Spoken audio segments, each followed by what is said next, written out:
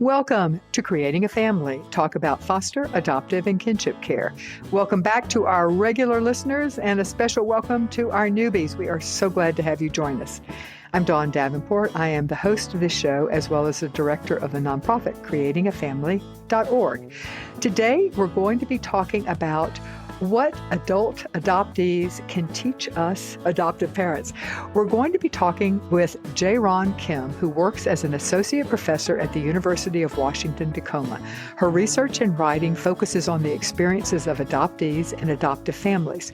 She is an adult adoptee who blogs at JaeRanKim.com. That's JaeRanKim.com, and Harlow's Monkey.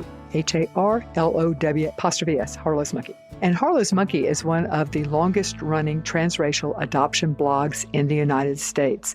Welcome. I will call you Dr. Kim. I want to call you JaeRan because I feel like you and I know each other. We don't, but we run in the same circles. But anyway, I always honor doctorates by calling you doctor. So welcome, Dr. Kim, to Creating a Family. Thank you. I'm so glad to be here. And please do call me JaeRan.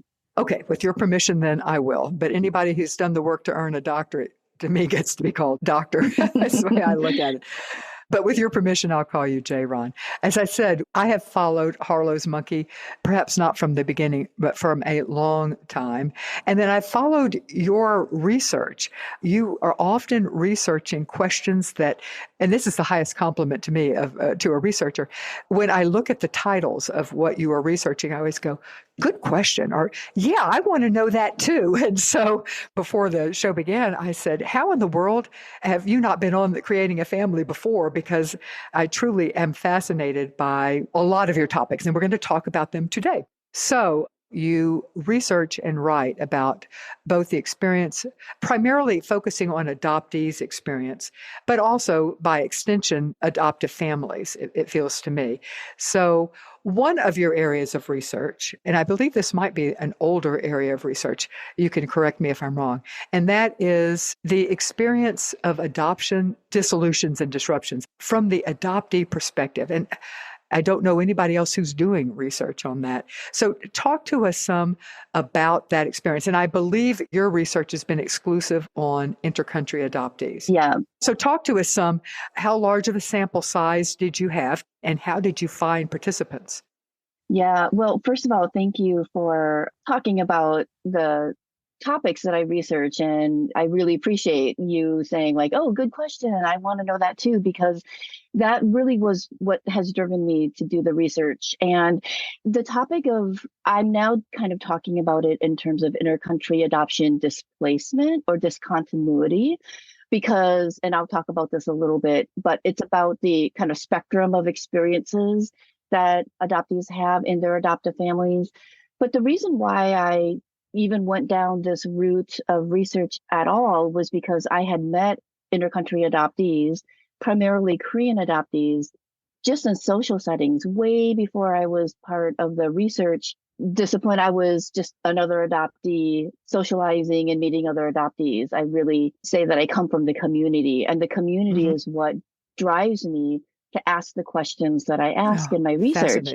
Which is why they're good questions. Yes. Yeah. Which is why I think they're good questions too. Yeah. And so I appreciate that other people also recognize that. I had met Korean adoptees who talked about being in foster care or having been readopted. It's kind of the dirty secret in adoption in many ways. We don't talk about it enough. That's right. Way before the Reuters report on rehoming came out, I had met adoptees who were rehomed. I had met adoptees who were in foster care. And I had met adoptees who said things like, my parents kicked me out of the house when I was 15 and I ended up living with a friend's parents and family and things like that. Or when I was in Minnesota, there was an organization that worked with youth that were homeless and being told, we have so many adoptees come through our shelter. So I got interested in this topic because I wasn't finding it in the research and nobody was talking about it.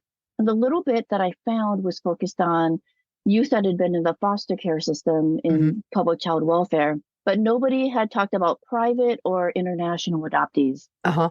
And then the research with private domestic infant adoption, it's relatively rare and it is higher depending on the age of the child. But I am curious to know, in your sample, did you see age of the child at adoption as a determinant factor? It did not. Interesting. But I was also recruiting a very specific sample. I Okay. was looking just for adoptees that had this experience. And granted, there were only 20 in the adoptee perspective one. What you may not know is that my dissertation was actually interviewing adoptive parents who had placed a child in out of home care, an Oh, internationally adopted child in out of home care. I did not know that. Yeah. So I had 19 parents, 16 families, because some of them were couples, and they had adopted from lots of different countries. Some of them had formally dissolved the adoption. Most of them had placed their child in residential treatment where the Hmm. child aged out of treatment or had spent time in and out of group homes or other care. So I did kind of an ecological systems look at those families. What led them to those decisions? How do they come to that place where they had to place their child in out of home care? So I did that study first. And then knowing that I also wanted to do the adoptee side, but I wanted to do kind of both perspectives. Hmm. So there were 20 in my sample for the intercountry adoptees. And the reason why I kind of talk about it in terms of displacement or discontinuity, because it recognizes that sometimes the parents still have legal custody. They haven't dissolved the adoption, It's a good point. but they're not actively parenting their child. Right. That's a really good point because you're correct. Dissolving an adoption is complicated and it has some legal ramifications. So it's a good point so you prefer to call it a displacement. Displacement or discontinuity. Okay. I could see that. Okay. So it was a small sample size, but still, Mm-hmm. and you only looked at intercountry and you did not see a correlation between age. That's interesting to me. Age at placement, I should say. Age at placement, right. They were adopted as young as like 10 months up to 10 years old. So there is we know that with foster care adoptions, age is one of the biggest Exactly. correlations. Yeah. That's why I asked. Yeah. Yeah.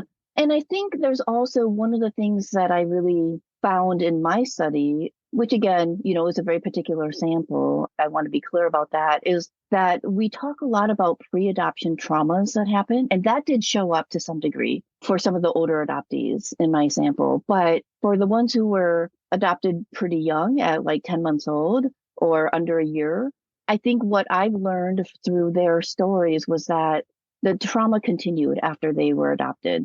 Mm. So again, I don't know that this is necessarily the case in all adoptive families, but there were a lot of family dynamics that were happening that kind of contributed to their displacements. Mm-hmm. And some of them recognized my own mental health and the trauma of being adopted was part of it. And one of the things we don't talk a lot about that I have in my finding for this study is we talk about legal permanency, we talk about residential permanency.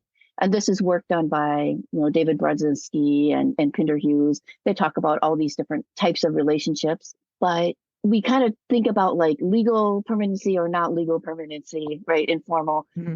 We don't really think about relational permanency and residential permanency as well. So, Mm-hmm.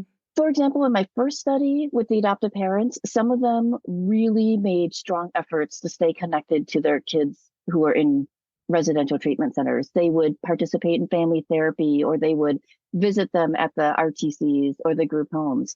So they were continuing that relational permanency, Mm-hmm. even if there wasn't residential, Mm-hmm. right? Mm-hmm. But for the folks in my study, they talked about, they didn't even know whether or not they really still had legal permanency. They didn't know if their adoptions had been dissolved. I asked the ones who ended up in the foster care system, do you know were your parents' rights terminated? They had no idea. Hmm. It's really interesting that the adult adoptee often doesn't know what their legal status is in their families in terms of Mm-hmm. if their parents have parental rights or not. They had no relational permanency.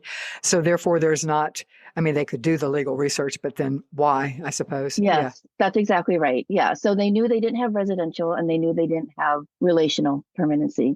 And then many of them, because they were all intercountry adoptees, if they were adopted from Eastern Europe or from Asia, they talked about losing that cultural connection to, and they talked about that as a displacement, that they were displaced Mm-hmm. from their cultural communities, from their language, from their ethnic identities, all those things as well. Hmm.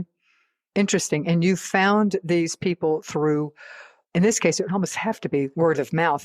I broadly recruited through social media, Facebook groups, Twitter, Instagram, and then my own website, and Hmm. just asked people to share it broadly in their communities. I did reach out to a couple of organizations that do post-adoption services as well, but I knew that this was kind of going to be a hidden community. Yeah, it would be.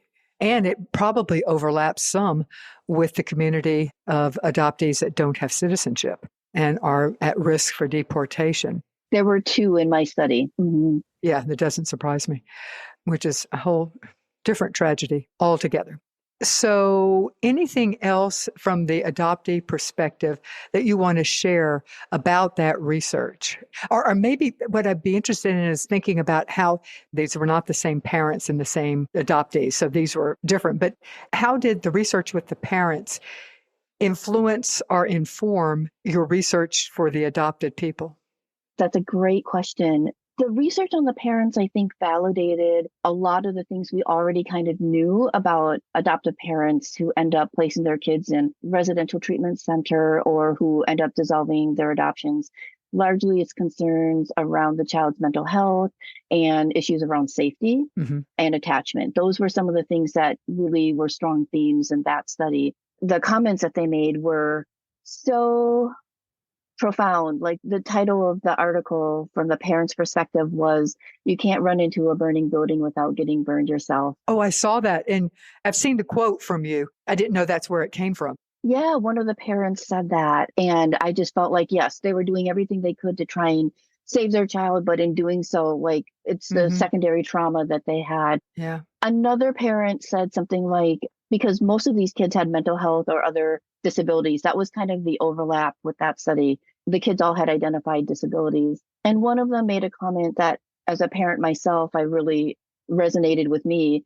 She said, when you're standing at the intersection of can't and won't, it's hard to know what street you're on. Oh, darn, that's a good one. I just thought that was such an amazing quote and to really speak to that experiences. So I carried kind of those thoughts Wow. with me to the second study.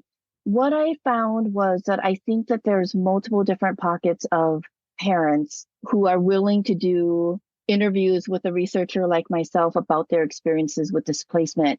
And they were not the same parents that the adoptees were talking about. That's a good point. The parents that I interviewed were trying so hard to get all the available resources that they could to prevent a displacement.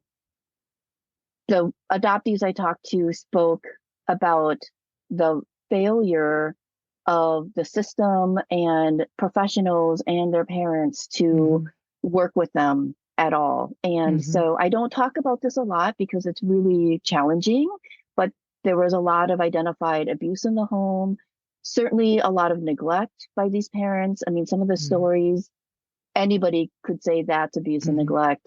When they're talking about having their parent throw all of their stuff in garbage bags out on the front lawn and saying, you can't come back into this house, you're not welcome here anymore. That's a clear sign of abuse and neglect. I don't think we're talking to those parents in the research. I think that they probably wouldn't Mm. ever agree to be interviewed. You're probably right.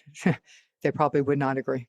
Yeah. And so we've got parents who do want the trainings, they do want to engage with professionals, they do go to the agencies for help. And then you've got parents who don't. From the professional standpoint, I think about therapists, I think about people who work in post adoption services.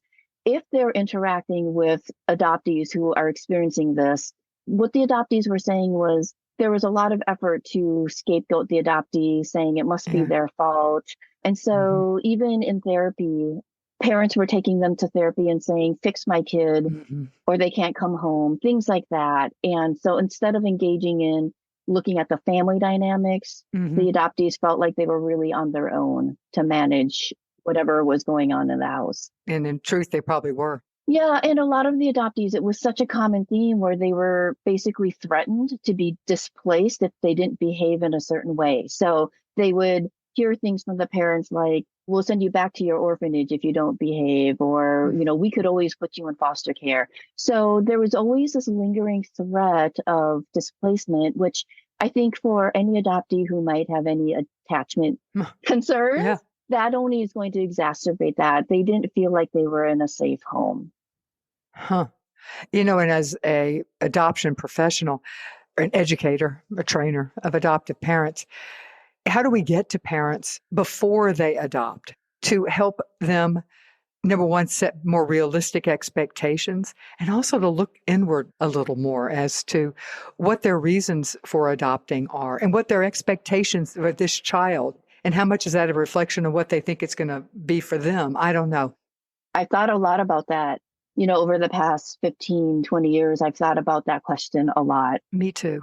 I don't know that it's really possible, to be honest. And the reason why is because in my research, that first study, I had a parent say, I just had stars in my eyes. I thought I was going to be the soccer mom. I thought I was just going to adopt. And, you know, even if they get the training, they don't always, it doesn't hit until after the child's in the home. True. And I tell you, there's a certain amount of, and this is not a popular thing to say, but the common thing is we want to knock the rose-colored glasses off. But you know what? A certain amount of going into any parenting, whether it's you're trying to conceive and give birth or whether you're adopting, is a certain amount of optimism. We all approach the future, or mentally healthy people usually approach the future with a certain degree of optimism. So while we want to show reality, to try to then terrify them, because most of the time the worst doesn't happen. It's my grandmother's prepare for the worst, hope for the best, and settle for anything in between. And that's really kind of the approach we need to take. We are criticized by both adoptive parents and adoptee at times and there is some truth to this, that we focus on the negative. I would say that we're not focusing on the negative, but we're trying to help set realistic expectations. That's what I would say. However, if I'm being honest and you look at the titles of our shows, I publish an article every week and we do a podcast every week, and we do actually 2 podcasts every week. And so if I look at that, I see the criticism and I don't have the answer. A couple of years ago, we decided that we really did need to try to not be defensive and really look. And we thought, okay, we are balancing a little more on the negative. And by negative, I would have said realistic, but nonetheless, but it's hard. It's hard because we don't want people going in totally unprepared. We want to counterbalance some of the optimism. I don't have an answer. I don't. I'm just saying that I struggle literally weekly with this topic. I appreciate the reality part because the optimism, I hear lots of criticism about adoptees who are in the fog and they just believe like everything is rosy. And the thing is, there's supports for people who have that optimistic view out there. Largely, society supports that perspective. But for people who are having challenges, who are not finding the validation that their experiences are different, it's hard for them to find and feel like people are hearing them. Because people don't want to hear them. Yes. Because people don't want to hear it. So I think it is important for there to be resources for people, even if it tends to look like it's more negative, because by and large, I think society promotes and validates the rosy side to adoption. True. Yeah, I hear you. It's a valid point. Yeah, well, we will not solve this. I don't want to spend too much time because there's so many other topics I want to talk to you about. I just needed to vent there because it's something that I think about. Did you know that Creating a Family has a second podcast where we answer your questions? It's called Weekend Wisdom, and as you would guess from the name, it drops on the weekend, Sunday to be specific. And every week we take about 5, maybe a little more minutes to answer one of your questions. So send us your questions. You can send them to info@creatingafamily.org. In the Ray line, you could put Weekend Wisdom, but honestly, you don't need to. If a question comes in, it's all getting funneled to me, and we will look at it for an upcoming Weekend Wisdom. So please send them. Now, back to the interview. Another research area, which I am dying to know what made you think of this, although it might be from your personal experience, I don't know. Korean adoptees as parents. That's the general. And then we're going to talk about a subsection of that, which is Korean adoptees who adopt. But first, I want to talk about the general research, which is Korean adoptees as parents. What made you interested in that? Well, it is generated partly from my personal experience. So I am a Korean adoptee, of course, and I have two children. They are now 30 and 26. But back when I had them, all those years ago, 30 years ago, we weren't really talking about what it meant to be an adoptee and to have kids. So I was adopted at almost 3 years old. I was like 2 years and 9 months or something like that. When my kids were that age, I thought there's no way I could imagine them Hmm. having to start over in a new family. And it just really hit me hard, right? The Hmm. whole idea of like, oh, they're talking, they know who I am, they have strong preferences. Hmm. I just couldn't imagine what it would be like for them to be sent to another country for adoption.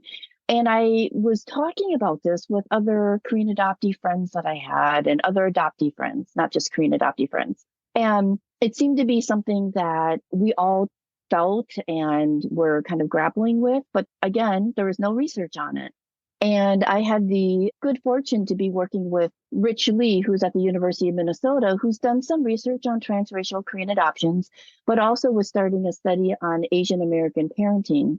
And he had done the study where they had talked to 1.5 second generation Asian Americans. And the whole idea is around like intergenerationality, meaning grandparents influencing the next generation, and then how that influence of parenting, those values, the socialization carries on to the next generation. So Hmm. multiple generations there. And in his study, he kind of saw that there were all these Korean adoptees participating in the study. Because he's in Minnesota, and what people don't realize is Minnesota, I think it used to have the largest population of Koreans specifically adoptees per capita, right? In the United States. Yeah, in the U.S. And their experiences of parenting were really different because their parents were white. Uh-huh. So instead of having Asian parents talking about Vietnamese and Hmong and Chinese families passing on their values intergenerationally, it was white parents to Korean adoptees to then the adoptees' kids. And so I asked, they had talked about doing a study just on Korean adoptee parents, and I got involved in that. So I was really fortunate to do that. And we wanted to look at socialization practices. So, how do you socialize around race, culture, ethnicity, and adoption when you have white parents? How do you pass down those identities to your kids when you have white grandparents? Right, Yeah. grandparents, right. And the general study, did you see any differences? What did you see when you were looking at Korean adoptees who then became parents? And at this point, we're not distinguishing how they became parents. So I would Right. assume the vast majority gave birth. That's right. Yes. I would say the biggest finding for me was this idea of reappraisal, the kind of thought of, I didn't get this when I was growing up. And so I want to try and give it to my kids. And most of it was around cultural identity. The ones that kind of talked about racial identity, racial socialization is different than ethnic socialization. They kind of are sometimes grouped together, but racial socialization is more about how do I prepare you to be a person of color in a world that still has a lot of white supremacy, where Hmm. you're going to be discriminated against, where you have to be prepared to be this racialized body in these white spaces. How do you prepare for that? And most of them did very little of that because they didn't receive it from their parents either. So they don't know Interesting. how to do it. You hear about Black parents giving their kids the talk, Sure, sure. how to, encounter the police in a way that keeps you safe if you get pulled over, for example. Well, now a lot of transracial white parents adopting Black children, I hope, are very cognizant about that issue. Time will tell. Yeah. Before you go on, how do you contrast that to ethnic socialization? Ethnic socialization would be more like you're a Korean person. And so do you eat Korean food? Do you know Korean customs, Korean language? It's more about the pride in your heritage, knowing how your ethnic group came to the United States or whatever. Gotcha. So Okay. kind of feeling ethnic pride. And that was easier for these Interesting. Korean Yeah. parents to do. But they also felt that they were inauthentic, that they weren't Korean enough to do Uh-huh. that. So this whole kind of like doing it at the same time, that was kind of one of the big findings that I thought was really interesting. Adoptees were saying, well, I didn't like Korean food growing up the few times I had it. And I want my kids to be more open minded. So I'm trying to cook Korean food in the home so that they get the taste for it. Uh-huh. Yeah, at least like kimchi. They've got to. Right, right. I mean, I was 29 before I had kimchi, and I didn't like it the first time I had it either. Yeah. So I could relate to that.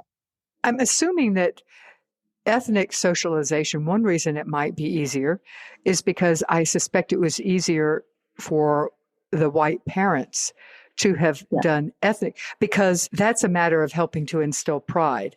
And there are many ways to do that. But racial socialization is, well, number one, it takes the acceptance of the fact that it's necessary, which is a hard thing for white parents to accept. I think it's more easier for them now, certainly than it was in the past. But I think we white parents still struggle with that. So I wonder, is that part of well, you probably don't know the reason, but you did identify that racial socialization was harder. I will say that for the Korean adoptees who had partners who were not white, Asian, Black, Hispanic, they were more likely to talk about race than the ones that had white partners. That makes sense. If they have somebody, number one, who's modeling it. Also, their child has they're a BIPOC person in more than one way. I'm not sure that's the right way to say that, but anyway, they have dual races. Well, yes, except for the Asians who had other Asian partners. But that's true. There was some folks who did a secondary analysis of that study and looked just at the Korean adoptees with white partners to kind of look at that dynamic too, because the vast majority of them were married or had partnered with white spouses or significant others. And so their kids were white and Asian, white and Korean. So the other thing is just phenotypically, if they are more racially ambiguous or look more white, which was the case in some of them, it was harder for them to talk about race. Even in some ways, hard to even just talk about their ethnicity. Huh. One parent, for example, was talking about, I told my kids, you look white, so you have to understand you have privilege by being more white passing. So there was a variety of different ways that parents kind of responded to the way they look. Interesting. Anything else that you ask about in that study other than the ethnic and racial socialization? We also asked about adoption socialization. So the ways they talk about adoption, their own adoption with their kids. Now, we're going to separate this because in a minute, we're going to talk about families who created their family through adoption. But right now, these are having given birth, how they talked about their own adoption. What did you find? That's interesting. Yeah. So we did find that many of them did because they had grandparents who were white. Sure. And so just even kind of talking about how their families look different and how they have white grandparents, and a very small amount of them, I don't remember the exact number, had been reunited with their Korean families and their birth families. And so then they kind of talked about having like different sets of grandparents, including Korean grandparents. And so having to have those conversations about how they had these different parents. I imagine in similar ways as families that have divorce and multiple step parents, just talking about how our families look a little bit different than other families and the reasons why. And all families are good and they just might look different and all that. They just look different. Yeah, exactly. Interesting. As you can tell, I am loving this interview. Two research geeks talking. This is a lot of fun for me. However, I do want to stop here for a moment to tell you about a training that we have for parents raising children who may have been prenatally exposed to alcohol or to drugs. We've run 2 randomized control trials on this. It is evidence-based. It is a really strong training. It's 4.5 hours, broken up over 3 sessions, and it breaks into techniques that have been shown to work with these kids, and we break that out into age groups of kids. It's online, it is facilitated, and it's participatory, it's interactive. It's a real strong training. You can get more information about it at bit.ly/prenatal-exposure-training. That's bit.ly, bit.ly/prenatal-exposure-training. Check it out. Now we're going to talk about a subset of that study, which is Korean adoptees who choose to adopt. Something that I have always been interested in because in our support group, we have a number of adoptees who have adopted. Some are Korean and some are not. Anyway, it's an interesting topic. So did you have many? First of all, did your sample size, were you able to find many? Yeah. So we did not have a huge sample. It was a very small sample. We had 52 in our original sample. but there was a recording problem. So we had 51 transcripts. And of course, the one that didn't record was an adoptive parent. So we only had 7 transcripts we were able to analyze. But it was interesting because, first of all, there's very little information about adoptees who adopt. Yeah, very little. And yeah, you're right. I don't know of anybody other than you who's doing this. Yeah, but I know that just again, talking out in the general public with adoptees and former foster youth, I hear this, well, I was adopted or I was in foster care, so I want to adopt or foster Sure. someday. Yeah. So I know that that's one motivating factor, but we don't ever ask that. When we do studies of adoptive parents, we never ask them, were you in foster care or were you adopted? hmm And I think that there's more out there than we even realize. I think you're right. It's hard to know. Could it be that because it stands out as something that is interesting, we pay attention to it, so we recognize it more? But like you, I feel like I hear that. It's not unusual for me to hear that. So I think I agree with you. And of course, my community sample is limited. I don't know all adoptees. Well, you know a lot, though. Yeah. I know a lot, and I know a lot of adoptees who have adopted. Yeah. So there you go. Yeah, and in this particular subsample of Korean adoptees, the 7 of them, 6 of the 7 had adopted Korean children, and then the 7th adopted Chinese children. So I think also that's really interesting because we have these adoptees who were raised in transracial families, and they were mostly 6 out of the 7 of them had partners who were white or black. So only one of the sample was married to a Korean, and they had adopted from Korea. The others were all in interracial families and had transracial adoptive parents, and yet they all chose to adopt Asian children. So I think that says something about wanting their children to look like them, even though their child is going to have, most of them were going to have a transracial adoption experience because their other parent was not. It's really interesting. And unfortunately, because we didn't do this was a secondary analysis. I want to do another study at some point where I actually ask adoptive parents, what was your motivation and why did you choose to adopt from the country you adopted? Yeah, I want you to do that study. Yeah, like why not the domestic foster care system? There are so many kids in the foster care system that could be adopted. Why did they participate in international adoption in the country where they came from?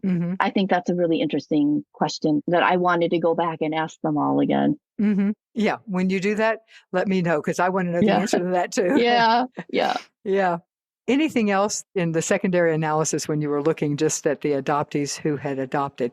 Anything else that struck you as interesting that you hadn't thought of? Yeah, and I kind of knew this already from just talking to other adoptees in the community who had adopted, but right now, especially because there's such a growing criticism of adoption in general and especially international adoption, a lot of these adoptees talked about kind of having conflicting feelings about it. Like they might consider adopting again, but politically they felt like it was going to be really difficult or challenging, or they don't disclose that they adopted their kids because they know other adoptees will give them a hard time. I wasn't going to raise this, but that is my first thought, is that I think depending on how active they are in the adoption community, it could be frowned on. And I totally understand why that's something they would not want to. And I think there's been a shift. So I feel for them because they probably did this at a time where that didn't exist. And now they're having to deal with the kind of the shift in perception. It's interesting that you found that. Yeah, they talked about it. And then they also talked about how maybe they hadn't processed their own adoption until they had became adoptive parents. And then just as I had talked about with my kids, when they reached about the age that I was adopted and kind of realizing what that loss meant, they saw that with their own kids. So then when they adopted and they went to Korea and they met the foster parent, and then they realized, wow, this child is really losing the only people that they had ever known as parents or caregivers. And then that made them start to think about what they had lost. And so they also went through this kind of parallel process of grieving their own or Hmm. thinking about their own adoptions too. Or they didn't understand the magnitude of the loss until they had adopted their kids. I heard exactly that when I interviewed adoptees many years ago. And actually, it was a Korean adoptee who was talking about that exact thing, that when her son reached the age that she was, when she was put in the orphanage or the child welfare institution in Korea, and she was overcome with rage. She said, Yeah. who would do this to a baby? Just that feeling. And I think she has come since to a greater appreciation for the complexities that her birth mom, but she said at that moment, she did not feel that. Hmm. Her adoptive mom, who was able to eventually help her come back to, she said, my mom kept talking with such sympathy towards my birth mom. So that helped her come. She said the other thing was when her son was the age, and I think it was probably around 3 as well. I don't remember. And she said it was just heartbreaking for her because, as you said, she couldn't imagine her son experiencing that loss. And she had a greater Yeah. appreciation. She said, I never thought I experienced trauma, and I always just downplayed it and said, I haven't. I haven't experienced trauma. I've had a good life, blah, blah, blah. And she said, but at that moment, she said, yes, I have experienced trauma. Yeah. Yeah. Yeah. Which, as any parent, you can only imagine. I can only imagine how hard that would be. Let me take a quick moment to tell you about 12 free courses that we have on our website thanks to the generous support of the Jockey Being Family Foundation. They're terrific. They're 1 hour. They're self-paced, so you take them on your own. If you need a certificate of attendance, you can get it. If you don't, you just take the course because you want to be a better parent. They focus on parenting topics. They're very strong courses. I recommend them highly. Check them out at bit.ly/JBF support. All right, the last area of research that I'd like to talk about is adoptive parents of children with disabilities. Why that area of, I'm always interested in now in why you're choosing the areas you're choosing to research. So why that one? I have a real special interest in disabilities as well. And I do some other research around students with disabilities in higher education. And that's my kind of like non-adoption research. So this was kind of the intersection between my disability research and adoption research. Oh, And okay. part of it is because one of my colleagues does research on parents who have kids with disabilities and how they navigate workplaces as parents with disabilities and kind of the support that parents have in the workplace to be able to take time off, flexible hours, being able to do the appointments. The practical stuff, yeah. Right. They call it work-life fit or work-life integration. How do you integrate your work Yeah. and your life together?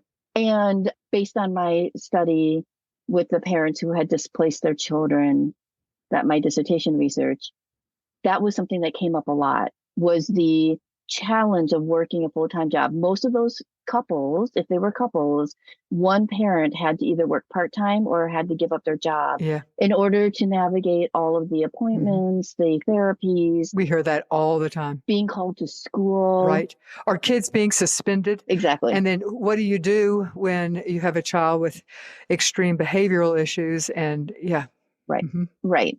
So I already knew that that was a big finding that I had in my research. And then when she was talking about workplace supports, we decided to come together and do this study. So we launched it in June, right after COVID shut down. We had started planning design earlier. And then in 2020, like everybody else, we ended up having to kind of pivot a little bit. And we inserted some questions around COVID because we knew parents who were now dealing with all of the same as above, but now they were doing it through COVID and having to work from home Yeah. and manage that.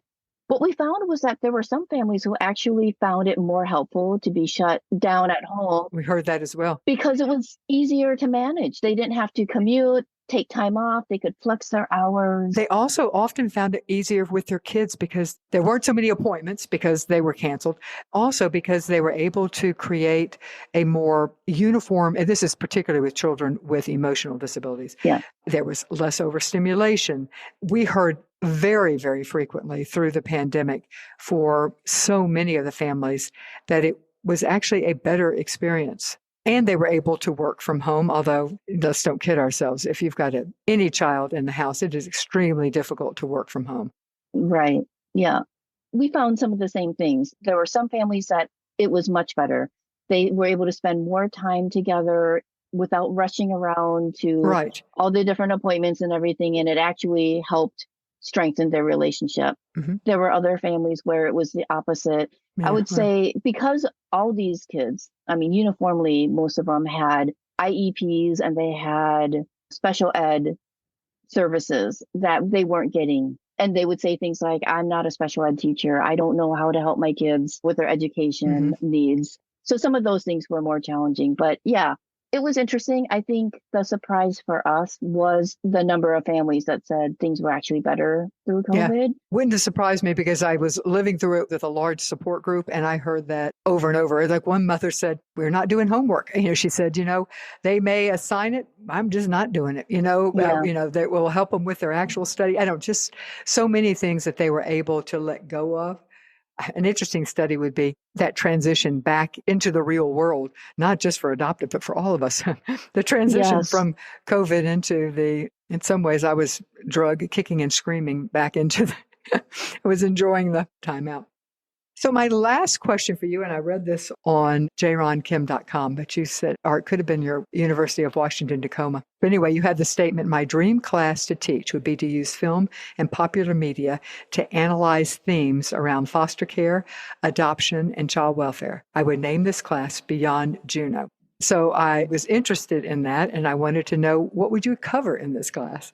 Yeah, I was really fortunate when I was at the University of Minnesota that I got to develop a class on permanency and adoption for the School of Social Work. So my final assignment was a film analysis. So they got to find a film that had an adoption theme and then apply what we'd learned in the class to Uh-huh. that film. Because I just think that there's so much rich stuff out there in film and TV around adoption, whether it's This Is Us or Juno. And Uh-huh. films and TV and media are such a good way for us to kind of talk about adoption practices and policies and the good and the bad and the ugly, what's ethical, what's not ethical, in an accessible way Uh-huh. for students. So Yeah. when we can Yeah. talk about Juno and I can say it's unethical that this attorney was representing both Juno and the prospective adoptive parents. That's an Uh-huh. unethical practice. And we can talk about that, right? They may Yeah. not have known that beforehand or talk about families that have different support. We could talk about race when we're talking about The Blind Side or when we're talking about This Is Us. We can Yeah. talk about those different elements. Even Sex in the City. All of them. Yes, there's so many, right? Well, I mean, adoption is everywhere Yeah. in the films. Yes. It's a trope, and sometimes they use it just to make another point, and sometimes it's more thoughtful. So the more thoughtful arcs can help us really situate modern adoption practices that students who are going to be working in the field, like social work students, I think they need to be thinking about all these Yeah. elements, right? And I can teach them, but like showing them the film Martian Child and saying, look at the way this child sees himself as not human because of his experiences. He doesn't belong anywhere. How might a child that Huh. you might be working with see themselves, right? Or, Interesting. Yeah. it's really rich for discussion and for us to be thinking about these aspects of adoption policies and practices. Have you read the book, The Fetishization of Female Asian Adoptees by Dr. Kimberly McGee? I'm reading it right now. Yeah. Okay. I interviewed her. And so for the audience, you can go back and listen to that interview. But she talks about the modern medium, its portrayal of adoption. That's not the only thing the book is about. It covers a lot more, but that is one aspect of it. So I recommend both the book. And I'll tell you an interesting thing. That podcast dropped a couple of weeks ago. We have had, I think, 3 or 4 comments coming back. I think they all have been adoptive parents about finding it fascinating and how much it meant to them and how it made them think, which honestly surprised me. These were not just comments on the podcast. A couple were Facebook messages. One was email to me personally. I mean, it was interesting. I really appreciate her work on this because in adoption spheres, we talk a lot about race, but it tends to be mostly black and white. And I think that people don't realize the way Asian adoptees are socialized and all the different Right. racial stereotypes and myths Right. about Asians. Yes, Hmm. absolutely. It's a little more in the fore right now simply because of the horrible events that happened in Atlanta, where the Asian women were targeted to be killed. But that will pass. In fact, probably already has. But yeah, I thought it was a really interesting book as well. So good. I'm glad you're reading it. Well, Dr. JaeRan Kim, thank you. This has been so enjoyable. I am glad that we made this happen. When you do more research, reach out to me. Another research geek in your fan club. So I'm rooting you on. I'm fascinated by what you're doing. So thank you. Thank you. I'm working with some people you know, Angela Tucker and some other Yeah. folks, Yeah. looking at how adoptees mentor each other and what kinds of mentoring programs adoptees find helpful. Oh, that's interesting. And honestly, Harlow's Monkey has been around so long that I don't know if your intent was to actually be a mentor, but you certainly were, both to adoptees, but also maybe more than you realize to adoptive parents. So you would be a perfect person to do that research since Thank you. you've been doing it for so long. So interesting, fascinating. Well, thank you so much for being with us today on Creating a Family. I really appreciate it. Thanks, Dawn. It was really great to have this conversation with you. Wait. Before you leave, let me say a shout out and a quick thanks to one of our very long-term partners, and that is Children's Connection. They have been supporting this show as well as all of the resources we provide at Creating a Family for many years. They are an adoption agency providing services for domestic infant adoption, placing babies throughout the U.S. They also do home studies and post-adoption support for families in Texas. Thank you, Children's Connection.